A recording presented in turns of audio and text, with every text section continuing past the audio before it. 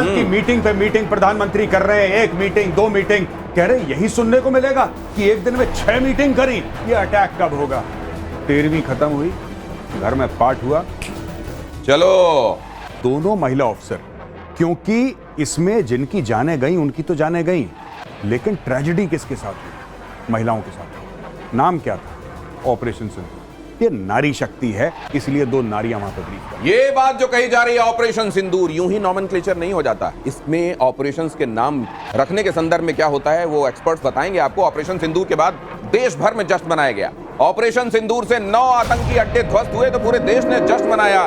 मोदी ने दिया था ये नाम ऑपरेशन सिंदूर। ऑपरेशन के नाम पर बोली हिमांशी नरवाल, ये नाम बहुत सही है। हिमांशी नरवाल ने कहा, मैं खुद इस नाम से खुद को रिलेट कर पा रही हूं। मैं तो इस नाम से बहुत ज़्यादा रिलेट कर सकती हूँ, बिकॉज ऑफ दिस इंसिडेंट मैंने तो अपनी ज़िंदगी खो दी है एक। ये नाम बहुत सही है क्योंकि इस इंसिडेंट की वजह से बहुत औरतों ने, बहुत बहनों ने, बहुत माँओं ने अपनी जान खोई है, अपना एक हिस्सा खो दिया है। तो ये नाम एकदम सही है। ये जो ऑपरेशंस होते हैं ये यूं ही नाम इनका नहीं रख दिया जाता। जाहिर है उस समय वो लोग जो ऑपरेशन के साथ जुड़े होते हैं उनको पता होता है इस नाम के साथ वो ऑपरेट कर रहे हैं। उस समय वो क्लोज निट एक ग्रुप होता है जो उस ऑपरेशन का अंजाम दे रहा होता है, उसको मालूम होता है। प्रधानमंत्री नरेंद्र मोदी ने ये बहुत सोच समझ कर क्वाइन किया।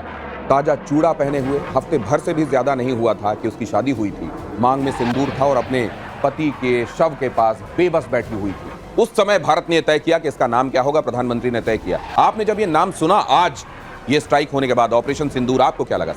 आपको मैं बताता हूँ दिनेश, इतना इमोशनली चार्ज हो गए, ऐसा इमोशन लेडन ऑपरेशंस का नाम मैंने सुना नहीं था और कभी देखा भी नहीं, कभी समझा भी नहीं। लेकिन ये जाहिर कर रहा था कि ये बदला किस लिए है। सिंदूर उजाड़ोगे, हम तुम्हारे घर में घुस के मारेंगे, ऊपर से मारेंगे, छतों में छेद करेंगे, तुम्हारे तहखाने में छेद करेंगे, कहाँ छुपोगे। एक बात और इससे जाहिर होती है, इससे एक चीज़ जाहिर होती है जो भारतीय सेना की शक्ति है कि हम आपके कोऑर्डिनेट्स को, आपके छिपने की जगह को पूरी तरह समझ सकते हैं और ढूंढ सकते हैं और पकड़ सकते हैं। अगर पकड़ लिया तो फिर उसको तहस नहस भी कर सकते हैं। और आपने देखा दिनेश, कोई कोलैटरल डैमेज नहीं हुआ। इस बार प्रमाण भी साथ लाए। लेकिन अगर कोई कोलैटरल डैमेज नहीं हुआ है तो अभी कुछ देर बाद वो जनाजे के पास जो पाकिस्तान आर्मी के लोग दिखाई दे रहे हैं, जरा उस पर भी आपका कमेंट लूंगा। लेकिन उससे पहले ऑपरेशन सिंदूर पर बोली आतंक पीड़ित लेडी, सिंदूर नाम देकर औरत का सम्मान बढ़ाया गया है। पीड़ित महिलाओं को की गृह मंत्री को के संदर्भ में उन्होंने कहा कि उन्होंने हमारे दिल को छू लिया। ऑपरेशन सिंदूर बदले की शुरुआत भर है। जिस दिन अमित शाह जी आए थे श्रीनगर, जो लोग वीर मरण जिनको प्राप्त हुआ उनको श्रद्धांजलि देने के लिए, उस दिन सब बहनें उनको बोल रही थी कि हम भारत की बहनें हैं, हम आपकी बहनें, और हम लोगों से हमारे पतियों को छीन लिया है। तो मुझे लगता है शायद उसी वजह से ये ऑपरेशन का नाम सिंदूर रखा गया होगा। सिंदूर ये जो उन्होंने किया है वो तो एक खाली बदला है, उसकी शुरुआत है। अभी उसका दहशतवादी का जो मूल है वो खत्म करना चाहिए। जो फौजी लोगों ने एक्शन लिया है वो अच्छा किया है और वो सिंदूर नाम देके भी औरतों को सम्मान दिया है, वैसा है। इस तरीके से हमारे पूरे परिवार को उन पे विश्वास था, उन्होंने उसी तरीके से जवाब देके हमारे विश्वास को कायम रखा है। महिलाओं की, विवाहित महिलाओं के सुहाग की निशानी, उनकी मांग की शान, उनका सिंदूर, उसको उजाड़ा था पाकिस्तानी आतंकवादियों ने। धर्म पूछकर गोली मारी थी, इसलिए धर्म बताकर आज ये हमला किया गया है। और साथ में ये भी हनुमान जी का जिक्र किया गया। हनुमान जी तो अपने पूरे शरीर में, क्योंकि माता सीता को सिंदूर उनकी मांग में भरा हुआ जब उन्होंने देखा, उन्होंने कहा कि ये तो भगवान राम के लिए मैं अपने सिंदूर, तो उन्होंने कहा भगवान राम के लिए तो लीजिए मैं पूरे शरीर में सिंदूर लगाता हूं। और तब से हनुमान जी सिंदूर, हनुमान जी की बात का जिन मोहि मारा ते मैं मारे, उसका उल्लेख सिंदूर भारत की संस्कृति के साथ, भारत की संवेदना के साथ, भारत के संस्कारों के साथ जिसका अटैचमेंट होगा वही ये नाम सोच पाएगा और वही ये कर पाएगा जो हिंदुस्तान ने किया है। ऑपरेशन सिंदूर पर प्रधानमंत्री नरेंद्र मोदी ने क्या कहा, और जब मैं आपसे ये कह रहा हूं मेरे रोंगटे खड़े हो रहे हैं। प्रधानमंत्री नरेंद्र मोदी बोले ऑपरेशन सिंदूर गर्व का पल है। पीएम मोदी ने सेना की सराहना की।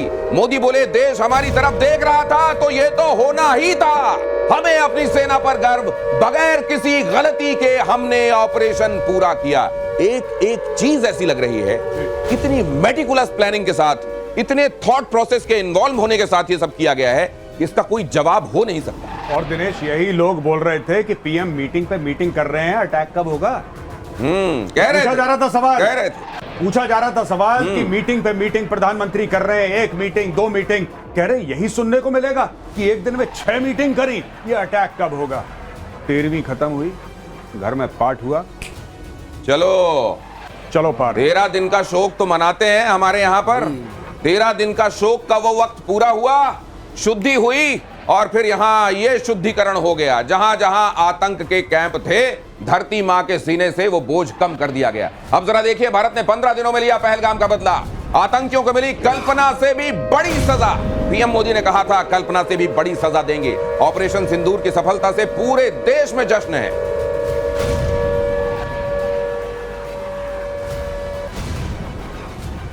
उन आतंकियों को और इस हमले की साजिश रचने वालों को उनकी कल्पना से भी बड़ी सजा मिलेगी। प्रधानमंत्री मोदी साहब ने बिहार से ऐलान किया था कि पहलगाम के गुनाहगारों को जमीन के पाताल से भी निकाल के उनको उनके गुनाहों की सजा देंगे, और आज वही हुआ है। पहलगाम के गुनाहगारों को भारतीय सेना और भारतीय वायुसेना ने पीओके के अंदर घुस के मारा है। दिल की गहराई से देश की सेनाओं का, माननीय प्रधानमंत्री जी का बहुत साधुवाद करती हूँ, प्रणाम करती हूँ उन्हें कि उनके निर्णय के द्वारा, उनकी निर्णायक शक्ति ने देश के 140 करोड़ भारतीयों को सम्मान दिलाया। प्रधानमंत्री जी के साथ हम सब का जो है, हम सब का मनोबल उनके साथ है। और जैसा कि ऑपरेशन सिंदूर, हमारे यशस्वी प्रधानमंत्री जी ने ये नाम इस ऑपरेशन को दिया, जो हमारी बेटियां हैं, हमारी माताओं के सामने और क्लोज प्रॉक्सिमिटी में, जैसा आपने सुना कि हेड शूट करके जो है उनके सुहागों को छीना गया, तो उसमें कई खून से जो है इसका बदला लिया जा रहा है। तो हम देश की कामयाबी की प्रार्थना करते हैं। प्रधानमंत्री ने कहा था, हम न केवल उन आतंकवादियों को मारेंगे, बल्कि उन आतंकवादियों के जो आका हैं, जो उनको संरक्षण दे रहे हैं, उनको पोषित कर रहे हैं, उनको भी ऐसी सजा देंगे कि कोई कल्पना नहीं करेगा। और पूरे विश्व ने आज हमारी सेना का पराक्रम देख लिया। पूरे देश में इस बात की खुशी है कि हम लोगों ने बदला लिया। जिन लोगों ने निर्दोष हमारे नागरिकों की जानें ली थी, लोगों के मांग के सिंदूर मिटाए थे, उसको मुंह तोड़ जवाब हमारे देश ने दिया। और एक बात ध्यान रखिए, आज जब ब्रीफिंग की जा रही थी भारत की तरफ से, तो ये कहा गया कि एक मेजर्ड स्ट्राइक थी, ये प्रोपोर्शनेट स्ट्राइक थी। इस बात पर जोर दिया गया और ये भी बताया गया कि हमने नॉन मिलिट्री इंस्टॉलेशन को चिन्हित किया, जहां आतंकवादी पनप रहे थे, पल रहे थे, और उन जगहों को हमने चिन्हित किया है। क्या पाकिस्तान रिटेलिएशन कर सकता है? ये एक बड़ा सवाल है। ये लेकर जाता हूं अपने एक्सपर्ट्स के पास। दिनेश, मैं चाहता हूं पाकिस्तान रिटेलिएशन करे। मैं बार बार सवेरे से यही कहता चला आ रहा हूं। आप तो कह रहे हैं लगातार, आप तो ताल ठोक रहे हैं कि आओ, कहां हो, लेकिन क्या उसके पास ये हिम्मत बची है? नहीं, उसको करना पड़ेगा। आसिम मुनीर की मजबूरी है, या तो बिल्कुल ही उसका मोराल टूट गया, मनोबल टूट गया, वो अलग बात है। लेकिन अगर मनोबल नहीं टूटा है तो मैं यही रिक्वेस्ट करूंगा, मैं रिक्वेस्ट करूंगा पाकिस्तान के आर्मी चीफ से कि जनरल साहब आप आइए, भारत पे अटैक की। ऐसा नहीं कि लाइन ऑफ कंट्रोल पे कोई छोटे से 4-5 केरोसिन के डब्बे पड़े इंडियन आर्मी के, वहां पे बम मार के चले गए, या कोई टेंट पे आपने मिसाइल मार दी। नहीं नहीं नहीं, जैसा हमने करा था उस लेवल का आप एक अटैक करिए। और मैं ये कहना चाहता हूं कि बगलियार डैम पे आप अटैक करिए, क्योंकि पानी रोकना is an act of war. आप ही के लोग कहते चले आ रहे हैं, आप किशनगंगा पे मारिए सर, आप डिव हेडक्वार्टर पे बम मारिए, आप कुछ ऐसा करिए कि हम भी यहां पे बैठ के हिंदू थर-थर कांपे। लेकिन ख्वाजा आसिफ, कुछ हो ऐसा। लेकिन ख्वाजा आसिफ तो अभी से ये कह रहे हैं, पीके श्रीवास्तव सर, कि अगर वो और ज्यादा एस्केलेट नहीं करते तो हम एस्केलेट नहीं करेंगे। देखिए अब क्या होगा दिनेश, अब उनकी जो ISPR है, जो गेम में आएगी, पब्लिक रिलेशंस नहीं, पब्लिक डिसेप्शन, वो गेम में आएगा। वो बताएंगे हमने इतने मार दिए, हमने तो एकदम सफा चट कर दिया भारत की फौज को, अब वो करने की जिम्मेदारी आएगी। लेकिन जैसा मेजर आर्या बता रहे थे कि अरे अगर आओ जरा सा देखें, क्योंकि अभी हम international laws and rules and regulations के दायरे में रह करके हमने अपना प्रतिशोध लिया है। हमने कोई वायलेट नहीं किया है, ये हमारा अधिकार है कि अगर आपने हमारे यहाँ आतंकवादी हमला किया है तो आतंकवादियों को हम सफाया करें। लेकिन सबसे बड़ी बात जो हमने की, हमने पंजाब में जाकर के आपको ललकारा है, पंजाब के आतंकवादियों को ललकारा जो सोचते थे अगर पंजाब में हम बैठे हैं कोई छू नहीं सकता। इस ललकार की जवाब दो। अब इस ललकार की का तो प्रत्युत्तर दो। भारत ने आतंकवादियों को चुन चुन कर मारा है, पिन पॉइंट प्रिसिशन के साथ हमले हुए हैं। अभी बताया जा रहा था कि 1-2 मीटर, 450, 500, 560 किलोमीटर तक सिर्फ 1-2 मीटर का डिविएशन और टारगेट बूम। पिन पॉइंट हमले से आतंक के अड्डे तबाह किए गए हैं। 25 मिनट तक हुए ताबड़तोड़ हमले। 1:05 रात में शुरू हुआ और पिक्चर 1:30 तक चली। और अभी अगर कोई ये सोच रहा है कि ये पिक्चर तो बस समाप्त हो गई, तो ये कह दिया गया है कि पिक्चर अभी बाकी है। और ये भी कई बार आप देखते हैं ना, कई फिल्में होती हैं उनमें जब अंत होता है तो पता नहीं चलता ये अंत हुआ है या यहाँ से कुछ शुरुआत हो रहा है। और जब तक आप समझते हैं 3 महीने बाद आपको कोई सीक्वल दिखाई दे जाता है। तो हो सकता है कि इसका भी कोई सीक्वल हो। ताबड़तोड़ हमले में 9 आतंकवादी ठिकाने उड़ाए गए, जैश और लश्कर के आतंकी कैंप तबाह कर दिए गए। भारत के हमले में आम नागरिकों को कोई नुकसान नहीं हुआ। अब यही बात कहा जा रहा है एक्सपर्ट्स की तरफ से कि अभी आम नागरिकों को और मिलिट्री वालों को नहीं छुआ गया है, सिर्फ आतंकवादियों को छुआ गया है। इसलिए कहा गया है नॉन एस्केलेटरी है, मेजर्ड है, प्रोपोर्शनेट है। लेकिन अगर उधर से कुछ किया गया, क्योंकि आसिम मुनीर के ऊपर प्रेशर है, अगर बौखलाहट में कुछ कर दिया तो हिंदुस्तान के पास मौका होगा, फिर मौका होगा। इस बार अब फौज को वो हैसियत बताने का जो अभी तक नहीं किया गया। वही चाहिए हमें वही चाहिए। और इसीलिए मैं बार बार पाकिस्तानियों को कह रहा हूं कि कोई बड़ा अटैक हमारे ऊपर करो, हमारे ऊपर हमला करो। उसके बाद क्या होगा मैं आपको बताता हूं कि फिर भारत कह सकता है कि देखो हमने तो आतंकी मारे थे, नॉन एस्केलेटरी करा था, आपको सबको बताकर मारा था। अब ये हो चुका है ना, अब इन्होंने हमारी फौज पे हमला करा है, अब हम रिजर्व राइट करते हैं इनकी फौज को ठोकने का। सर यही हमें चाहिए। ये आप बड़ी बात कह रहे हैं कि ये असल में थोड़ा सा एक मौके का इंतजार है हिंदुस्तान को। लेकिन दूसरी तरफ ये देखिए, अगर हमास स्टाइल में, अगर बॉडी कैमरे पहनकर, अगर हाथ पीछे रखकर घुटनों में नील डाउन कराकर और पॉइंट ब्लैंक रेंज से गोली मारी गई थी, अगर हमास स्टाइल में यह हमला बोला गया था, कह रहे हैं कि इस बार हमास वाले ट्यूटर्स आए थे जिन्होंने सिखाया ये, तो क्या हिंदुस्तान ने भी इजराइल मार का बदला लिया है? वही है जो आप कह रहे हैं, बिल्कुल ठीक कह रहे हैं आप। वही चीज है, एयर स्ट्राइक इजराइल भी जब करता है ना, मैसिव एयर स्ट्राइक्स, यहां पे भी हुआ मैसिव एयर स्ट्राइक। और बिल्कुल इस लेवल की एयर स्ट्राइक जो है ना, शायद 1971 की लड़ाई के बाद, जो कारगिल में हुआ वो अलग है, वो तो माउंटेन साइड पे हुआ फौज के खिलाफ। लेकिन यहां पे अगर आप देखिए, यहां पे बीच पंजाब में घुस के जो जैश मोहम्मद और लश्कर तैयबा के कैंप्स है ना, उनको धुआं कर दिया।